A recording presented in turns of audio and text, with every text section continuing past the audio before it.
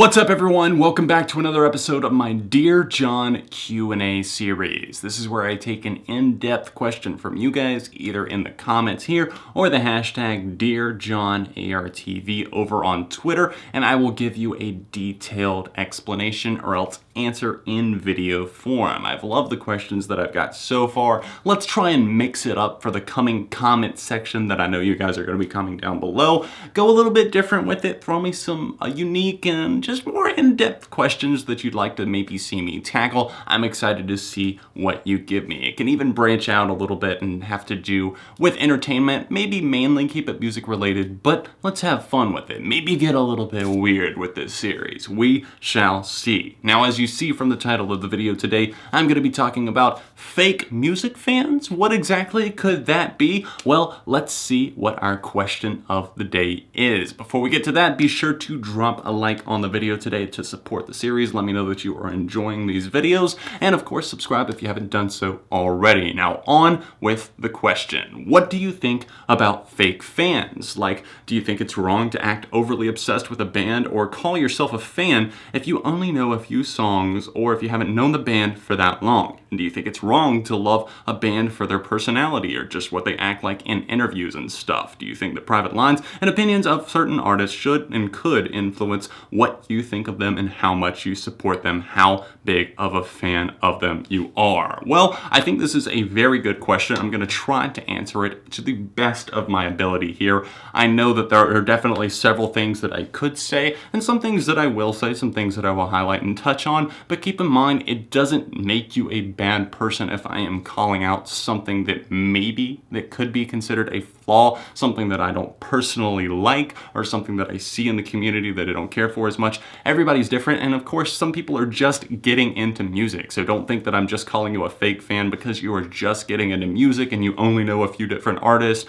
or you haven't had time to dig back into older stuff or even a certain artist's discography. But this goes out to the people I know and the people that I see that just seemingly refuse to move on from anything and act like they're so into a band, so obsessed, like, I love Churches so much, I love Fall Out Boy so much, but I only listen to like 2 songs. I'm a huge Fall Out Boy fan, but I know Sugar We're Going Down and Light 'Em Up. Those are my favorite songs, and Centuries. I think I heard that one playing at the Super Bowl one time. These are the type of fans that I am talking about. The basic fans, the basic community that just refuse to get into anything else. Now, I see people quite frequently tell me in the comments section, Jon, like, I'm a huge Day to Remember fan. Jon, I'm a huge System of a Down fan or Green Day fan, whatever that band or artist may be. And they'll tell me some of their favorite songs, and maybe we'll have a little conversation about it, and it's always like, it's the singles, it's the biggest songs, and these are the only ones that they listen to. But then I'll see them go on Twitter, or I'll see them go in a different comment section and talk about how this is my absolute favorite band. God, I want their lyrics tattooed on my arm. I will go to other concerts. I will go to other shows. And it's like they maybe know the set list of a certain show. They'll know all the songs that maybe they play live, all the big hits, but they won't know anything beyond that. That is not necessarily a fake music fan, but it definitely borders on it, I would say, especially if you call yourself a dedicated fan to a certain band. Why would you not want to peel back the layers and get into their discography? They make albums for a reason, people, and I don't exactly see why you feel content to just sit back and listen to the same songs over and over again. I would be so bored if I just listened to Green Day singles. They're my favorite band,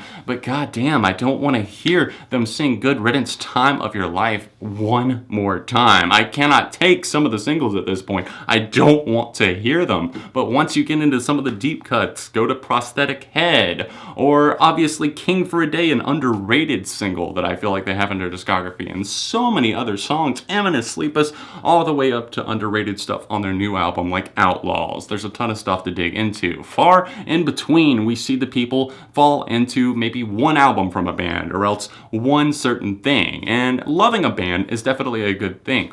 But also another way showing that you love and support an artist is being willing to kind of go and dig a little bit deeper, dig into their roots, dig into their influences, find other similar artists. I cannot find myself just being content with listening to, X amount of albums. I see people tell me sometimes like, I've been listening to this album over and over for the past like 3 months. And my brain just goes, why wouldn't you just listen to the recommended artist on Spotify or Apple Music or Deezer or whatever else you're using to stream your music, or it's in your iTunes, you're looking around on there, or even in the record store. A lot of times people are willing to, recommend you stuff if you talk to somebody like behind the desk, or if you talk to somebody even at the library. I know people that rent CDs and, I think they even rent vinyl at my library at this point. You can talk to people, is what I'm saying, or you can watch other people like myself who give recommendations. It's just kind of frustrating sometimes. I know I've talked about this in a video before, but it's like people will ask me for musical recommendations, like, I want to get into more music, or I want to get into this band a little bit more. Maybe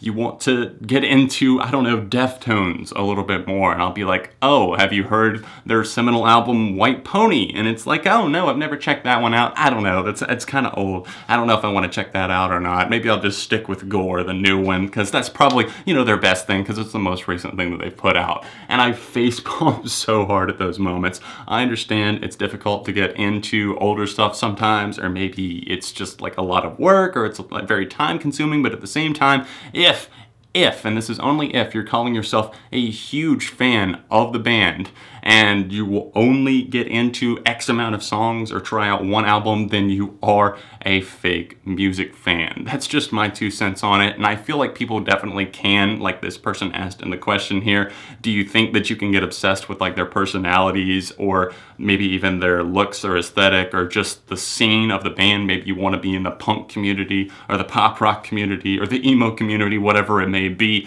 You get caught up in the scene and the fans and the experience more than the actual music itself. I feel like the music always needs to come first. Slam the other doors, focus on that first, and then come back to the other stuff later, because if you actually like all the music, then you truly know that you are into this band and everything that they might do at some point, and that's when you know that you're a true supporter of them. I hope this made sense. I hope you guys know what I'm talking about and kind of get the gist of it.